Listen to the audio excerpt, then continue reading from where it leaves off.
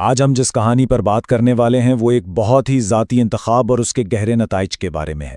یہ ایک ایسے فیصلے کی داستان ہے جو ایک پورے خاندان کو ہلا کر رکھ دیتا ہے اور ہر چیز کو بدل دیتا ہے۔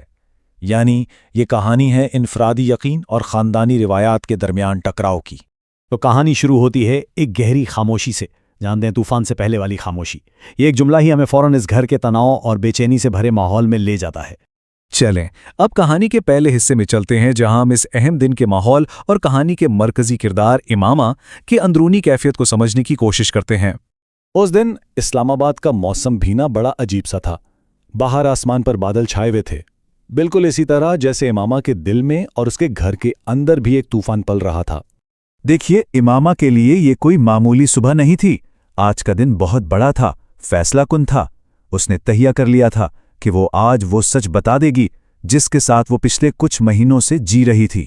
تو اس بڑے اعلان سے پہلے کا ماحول سمجھیں، ایک لمبی آنسوؤں سے بھری نماز، پھر اپنے خاندان کے ساتھ ایک خاموش سا ناشتہ، اور پھر آخرکار ہمت جمع کر کے کہے گئے وہ چند الفاظ، بابا مجھے بات کرنی ہے۔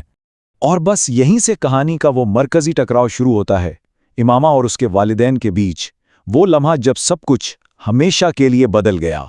صرف ایک جملہ، بالکل سیدھا اور صاف، اور اسی ایک جملے نے اس گہری خاموشی کو توڑا اور گھر میں ایک طوفان برپا کر دیا۔ اور پھر حالات آپ دیکھیں کتنی تیزی سے بگڑتے ہیں۔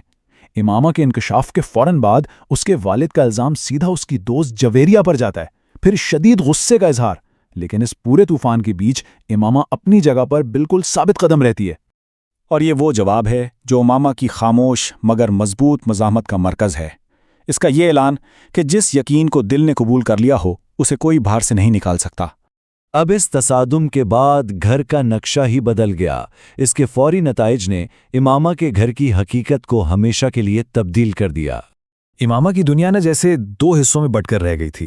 ایک طرف اندر اس کے دل میں اپنے ایمان کا سکون تھا، اور دوسری طرف باہر اس کے خاندانی تعلقات بکھر رہے تھے۔ یہ شاید اس کے یقین کی قیمت تھی۔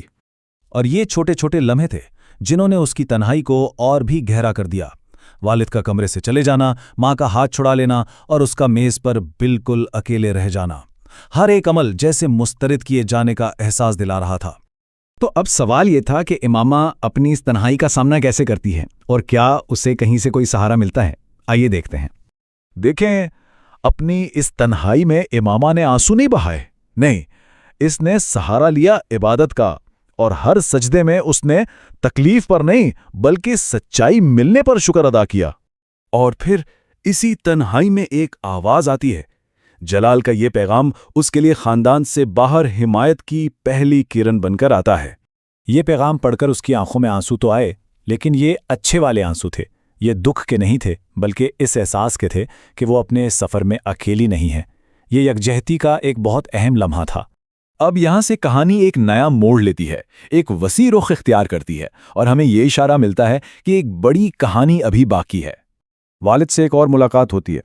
اس بار ماحول تھوڑا پرسکون تھا، لیکن مطالبہ پہلے سے بھی زیادہ سخت تھا۔ امامہ کے سامنے ایک ناممکن انتخاب رکھ دیا گیا، یا تو خاندان یا پھر ایمان۔ لیکن امامہ کا جواب ایک بار پھر بالکل واضح اور اٹل تھا۔ اس نے تمام نتائج کے باوجود اپنے عقیدے پر قائم رہنے کا فیصلہ سنا دیا۔ اور ٹھیک اسی وقت جب امامہ اپنی دنیا میں یہ جنگ لڑ رہی تھی، کہانی میں ایک اور کردار کی جھلک نظر آتی ہے، سالار۔ دو الگ الگ زندگیاں انجانے میں ایک ہی جیسے راستے پر چل رہے ہیں۔ دونوں کی راتیں جاگ کر گزر رہی ہیں، دونوں ہی ایک گہری سچائی کی تلاش میں ہیں۔ تو کہانی ہمیں اسی ایک سوال کے ساتھ چھوڑ جاتی ہے۔ دو الگ الگ سفر، دو الگ الگ لوگ، لیکن کیا ان کی منزل ایک ہے؟ وہ ابھی تو نہیں جانتے، لیکن آخر ان کے جوابات ایک دوسرے سے کیسے جڑے ہوئے تھے؟